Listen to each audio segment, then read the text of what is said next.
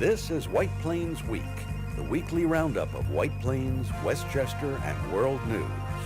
With John Bailey, editor and publisher of the daily internet newspaper White Plains Citizen Net Reporter, WPCNR.com. Jim Beneroff, editor and publisher of SuburbanStreet.com and WhitePlains.com. White Plains Week, what's happening? Who are the newsmakers? What's in store for the future? The views and opinions expressed on this program are solely those of the participants. White Plains Week is presented on Optimum Cable Channel 76, Verizon Fios Channel 45, and on the internet at whiteplainsweek.com, youtube.com, and wpcommunitymedia.org. Now, White Plains Week. Good evening, Mr. and Mrs. White Plains, Westchester, and the world, and snowbirds on beaches everywhere. This is the Old Citizen Net Reporter, here on the last weekend before the holidays, wishing you the warmth of the season. Jim Beneroff is on assignment tonight. Now the headlines for the White Plains Week of December 20th, 2019. White Plains is disrupted by a white Christmas as a light snow turns to rain. The rain turns to sleet and freezes, disrupting commutes on Gridlock Week. Owners of properties on East Post Road, targeted by White Plains for consideration to be acquired by the city for a mystery project, are considering their options. New York State Thruway Authority announces new toll proposals for the Mario M. Cuomo Bridge, also known as the new Tappan Zee Bridge. Motorists are spared by the tolls. Commercial vehicles are slammed.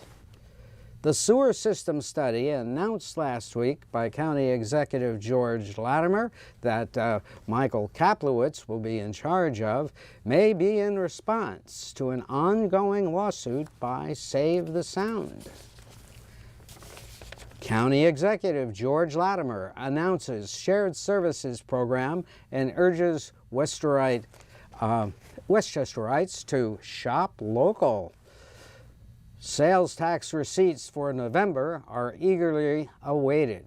They should tell the tale of internet impact on bricks and mortar retail. Westchester, Rockland, and Orange counties' employment rises less than 1% in 1 year, according to the Labor Department. The River Journal shows the way to profit for the journalism of tomorrow. We'll interview Alain Bigun, the owner who reinvented the local paper. Congress takes a break after impeaching President Trump. Democratic candidates in final debate raise alarm at the State of the Union. Joe Biden holds his own. Bernie Sanders thunders, raises the stakes. Amy Klobuchar appears most presidential of all. Debate has good first hour and a half, then squabbles erupt. A Biden-Klobuchar ticket? A Klobuchar-Biden ticket? Or a Sanders-Klobuchar or a Sanders-Buttigieg? What do you think? White Plains prepares for its annual New Year's ball drop. And now we go to the White Plains Week video newsreel March of Time for December 20th. And that was the sight on Wednesday morning. A beautiful, beautiful glaze and Christmas decoration of ice were on the trees and pine trees and hedges all around White Plains. And it was really a sight to see if it weren't for the fact that it is so dangerous on the ground. On Tuesday morning, we had the results of a snowstorm, and let's look at this interesting multi-weather experience. That is the rain coming down after the snowfall, and that collected on Monday, rained overnight, and then what happened? It all froze. and that was a lot of rain, and it just really took a lot of chipping if you kept your cars out in driveways, and it was just a real taste of winter. And we want to say hello to snowbirds out there watching them for the show, that you're really missing this exhilarating experience up here. The temperatures plummeted down to about 15 degrees. It was 11 in my backyard, and it was really bracing. You walked out, you felt alive, and it was really fun chipping all that ice off the cars. It's good exercise for you. But meanwhile, you have to put on all that suntan lotion, and you're dealing with perhaps temperatures down south a little cooler than usual. And so therefore, come on back up and enjoy this lurching back and forth between weather extremes. Now, speaking of extremes, this was the scene on East Post Road, if we can start rolling that tape. And that's the portion of East Post Road that is going to be looked at by the city as eminent domain. And there's the other end of the block from the Firestone store all the way back down to the first buildings shown in the tape. And I was invited over to 129 Grand Street, shown here, on Monday to talk perhaps with the owners of those buildings along that street, who were discussing options, what their situation is. And so far they have not made any decisions on how they're going to move forward, but they are discussing matters, and this remains to be played out. They have a number of options. Wait and see what offers they might receive from the city. They might make some sort of challenge, but nothing has been decided by them yet. Now, what intrigues me about this whole thing is the hidden effect of having your property eyed as a possible eminent domain site that the city might take over, and it devalues the property on the market. So even if you were planning to sell it, you might not be able who have many persons interested in it, because they're not going to buy a property if they think that they're going to lose it anyway. It's like they might get fair value, but we shall see. And I think this is going to take a long time, but decide this. And but remember, eminent domain basically devalues the real estate that is eminent domain. But of course, the big mystery is the mystery project itself. I would think if the city really wanted to sell this project, they would go in with a great big dog and pony show and have a vision created by persons who might be interested in developing this street, showing what they plan to build there, and what type of buildings, whether it would be profit-making buildings, or whether it would be a nonprofit, which really, when you take off a property from the tax rolls, you lose assessments. And the one thing the city cannot afford to lose is more millions off their assessment roll. So it remains to be seen how they can justify that if they're going to knock down all these buildings and then get somebody to build. That somebody has to have lots of money. They have to have millions in financing. Maybe you have to start a fundraising situation. You never know. But those are some of the things that are going to affect this property as the ebb and flow of economics continues to affect White Plains development, let alone perhaps the pipe dreams of people that feel that they want something for themselves. Now, the other issue, I just simply as a taxpayer have to wonder if this is being set up for a private corporation. I don't particularly like that idea of using eminent domain to benefit a private corporation. I don't like it. Perhaps it might be a very good thing, but what is the thing they're planning on doing? That's the problem with the city. Nobody tells you what they're thinking about until it comes up for a vote in a week, right? Now, moving along. The big announcement came yesterday afternoon in a press release from the New York State Thruway Authority. Tolls on the Tappan Zee Bridge are going up. But the good news is that the motorists are not going to be hurt as much. There you see the proposed tolls over the next 2 years, and also the proposed tolls for commercial vehicles. And what really got me about this was how trucks are going to be getting the huge hit. Proposed commercial vehicle toll schedule as is currently $16.38 and off-peak hours. And in 2021, that'll go up to $21.45, and in 2022, $27.89. In an out-of-state Easy Pass, it's worse, $49.34, virtually double the 2021, and $64.14 in 2022. And tolls by mail, $55.77 and $72.51 in 2021 and 2022. If I am a commercial vehicle owner, I have to be outraged about this, but don't worry about it. They can deduct that from their tax and profits. And what happens? Your prices for goods that you buy from those trucks or those companies that employ those trucks to cross that bridge will simply raise their prices. So ultimately, we are paying the freight for the commercial vehicles through increased taxes. Now, what does that happen? What happens to the individual motorists? In the top chart, the proposed passenger vehicle toll schedule.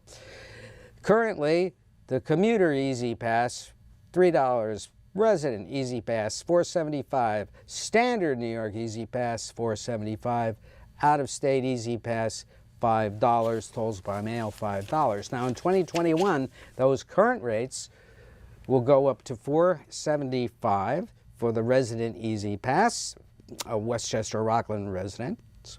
The standard New York Easy Pass around the state, $4.75. $5.25, sorry, $5.75. All right, let's do that again. If you have a resident Easy Pass, $4.75 and $5.25 if you have a standard Easy Pass. If you're out of state, you pay $6.04 in 2021. And if you are mailing it in without Easy Pass, $6.83 in 2022. I'm sorry. The toll for the commuter Easy Pass, $3.45, $4.75, no upgrade, and for the out-of-state Easy Pass, $5.75, and tolls by mail, $7.48, and it's $6.61 on the out-of-state Easy Pass. So that means that you, Westchester and Rockland residents, are in good hands here. They have taken care of you. It's not going to go up too much. Now, why are they stretching this out? I don't know. Somebody is going to run for governor in 2022. So you wouldn't particularly want that on your neck, that the tolls really went up. But this is, I think, going to be hard fought by the commercial truckers because they are really bearing the brunt of it. And why are they doing it? Because there are so many more trucks on the bridge. The Journal News counted up the vehicles in an independent research article this week showing that the trucking traffic has gone from about, let's see, 1,400,000 to 2.4 million trucks a year. And the traffic is bad, but the bridge has not relieved traffic westbound. So that is an interesting situation with the traffic is up. Now, last week, you know, we told you about the sewage study, and I found out this week that the Shared by the Sound had sued the county back in 2015, the county and several towns, and I chatted with the Sound on the Save the Sound group in Connecticut, and they said the lawsuit against the county is still ongoing. So this may be what motivates the county to attempt to study the situation, see what needs to be done. Now, what we did learn is that many villages have settled the suit. The village of Mamaroneck have settled. The village of Mamaroneck has settled it. Good. Mamaroneck is hard to say, folks. I apologize for that. And Portchester has, and however, the suit is still on with the towns of Harrison, Larchmont, New Rochelle, Pelham Manor, Rye, Rybrook, Scarsdale, and White Plains. So the study has to be done, and done quickly, to see what the impact for the fix is going to be. Now, last week, this week, George Latimer introduced shared services, and there was the meeting in which he signed the bill, and he touted the portal that they have set up whereby communities can check in and try to see how they can combine services, and that is a good thing going on, and we'll see how that is taken up. We are good. It's good to see this stuff being set up, but the question is, what are they going to share? When will we have progress reports on it? This is something that we have to be kept aware of in the future. Now, I had the opportunity to interview Alan Begun, shown here, who is the owner of the River Journal papers. River Journal, which covers communities on the western side of Westchester on the Hudson River, and he put out a press release touting how his paper has grown. It's basically it's expanding to Ossining, and it's expanding to Croton, Hudson, Cortland, and Peekskill. They're going to put out editions there, and he spoke with me on People to Be Heard this week on why the paper has grown, and here he is. So the mix has been very similar, although we did add quite a bit of new content since I took over. The first thing we did was redesign the publication as well as the website. So we think it's a little bit more contemporary looking and feeling. We added a lot of content that we thought would be really relevant to the people who we're writing for, which tend to be parents that have kids in the school systems. They seem to be the most engaged in the community. We also are writing for a lot of the new people who are moving up from Manhattan or Brooklyn or Queens and coming up to the river towns. You've noticed this. Yeah, we've definitely noticed it, and we have a couple of features that are really specifically targeting those people who may not know all that this area has to offer. You have grown print advertising 40% in a year. How did that happen? Well, first thing I did was hire a couple of really strong veteran ad salespeople who both were former, New York City national advertising salespeople, like myself. I was in that part of the business, and they have just really taking it to the next level. We just are out there calling on as many businesses as possible. Most of the people that we talk to, they get the River Journal, and they see the evolution, and they see the changes that we made, and they see that people talk about stories that are in there, so they know that that people are reading it. And it's really just been about calling on clients who had not been called on before. Are there any comments you want to address on the state of journalism today and what it needs to do in the future to survive the threats it faces today? Yeah, I know there's, coming from, the majority of my career was spent in the magazine and digital business, in lifestyle publications. The last few years when I was at Gatehouse, which was really more hard news, newspaper journalism, when Gatehouse was growing, and they're still growing, they would acquire new publications, and one of the first things that would happen would be there would be cuts in the newsroom staffs because of, really the only way to grow a company of that size is to cut costs. They're not increasing advertising revenue or subscription revenue. So I just saw from that experience that you're really jeopardizing your role in the community when you do that. And although we're not a hard news, breaking news type of publication, we feel like we have the right mix of editorial staff and their expertise to continue to serve the communities we serve with content that you're not going to find on social media or on TV or even with I think LOHUD does a great job at what they do, but they can't cover each local community in Westchester to the extent. Local news does count. Yeah, we're local, we're hyper local to the communities we serve, and I think that's continues to serve a real purpose.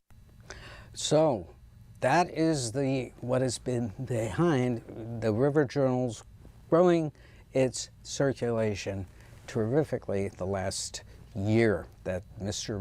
Begun has taken over. You see that entire interview with Mr. Begun on People to Be Heard this Saturday night at 7, or on the internet at www.wpcommunitymedia.org, and where you can see it anytime, and just look for Mr. Begun's picture on the video board on the website.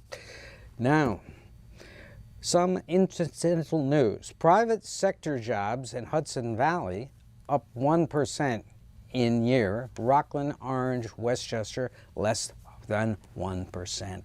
And this comes to us from the New York State Department of Labor. And what is interesting about this is we hear all sorts of drum beating about how good the economy is in the newspapers, nationally, on the networks, and in political rhetoric. But here in Westchester County, when you're only growing your unemployment 0.6%, that is not a terrific job gain. And that should concern everybody who is trying to grow Westchester County and, of course, grow the sales tax. Now, the chairman of the Board of Legislators, Benjamin Boykin from White Plains, put out a report this week, which you can click to on the WPCNR website, pointing out all the county accomplishments for this, that the legislators have approved this year. And It's quite a listing, but those are things that they have done. The question is, will they all have teeth, or is this just...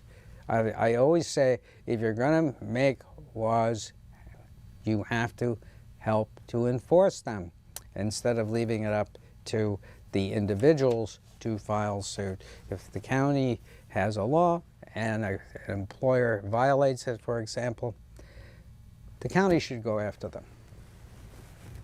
They just should. Now, the Hudson Valley magazine has predicted a 2020 real estate rebound in their latest issue. And this is what I mean by good news that is put out as prediction. And the magazine quotes two persons in the real estate business, the Senior Vice President of the Center for Housing Solutions and Urban Initiatives, and Susan Strawgate Code. And in general, they feel the real estate market has finally leveled for buyers coping with the challenge of tax reform. Homes are more affordable than they have been at any time in the past 30 years, with interest rates at near historic lows. But you have to get a mortgage at those historic lows. And the young people today who are saddled with all sorts of debt can't get loans because the banks don't like how far they are extended. When is somebody going to get this? Or when are the banks going to do something about this? And this is why your housing market is still basically sliding along. They want you to, perhaps now is the time to put your home on the market, how's the time to buy. But my advice, as I said last week, owners have to be prepared to wait until they get what their price that they need. Now, White Plains is preparing for its annual New Year's ball drop. There's the information. It's at Main Street at Court Street, access only at gated entries, Renaissance Square at William Street, Martine Avenue at Mamaroneck Avenue, Court Street at Martine Avenue, and it should be it is a great time if the weather cooperates. And now, we saw the debate last night, and I watched about 2.5 hours of it. It was, as I say, pretty good for the first hour and a half. I think Joe Biden is continuing, I think, to hold the center. Experience, look at all I've done, I can cooperate the Republicans. But I thought the most impressive person was Amy Klobuchar. She pointed out to her experience about the number of bills she has passed, and I liked her chances. And Sanders was a fantastic presence, and lots of things were said about Mr. Trump, more bold than ever before. But they have to start formulating that coordinated message. So we'll see what happens next. This is John Bailey saying good night for White Plains Week. This has been White Plains Week, news and commentary about White Plains, Westchester, and the world. The views and opinions expressed on this program were solely those of the participants.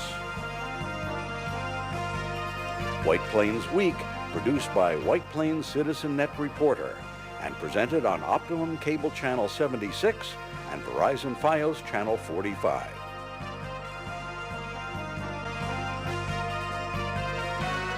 You may view White Plains Week anytime on the internet at whiteplainsweek.com, youtube.com, and wpcommunitymedia.org.